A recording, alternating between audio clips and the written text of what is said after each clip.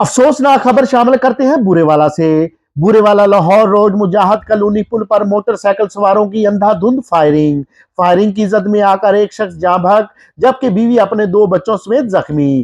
تفصیلات کے مطابق بورے والا لاہور روڈ مجاہد کالونی پل پر موٹر سائیکل سوار افراد نے کار پر سوار فیملی پر فائرنگ کر دی۔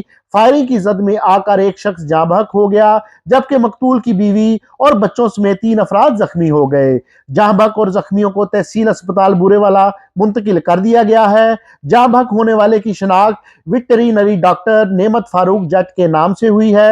ذرائع سے معلوم ہوا ہے کہ مقتول ڈاکٹر نعمت فاروق کی بیوی نے کچھ روز قبل ہی مقتول سے دوسری شادی کی تھی۔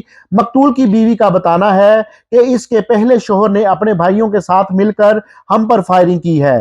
اطلاع ملنے پر D S P Rana Iftikhar Ahmed اور ایس ایچ او تھانہ صدر ذوالفقار علی پولیس کے ہمراہ جائے وقوع پر پہنچ گئے اور کارروائی کا آغاز کر دیا۔ محسن مغل نیوز بورے والا۔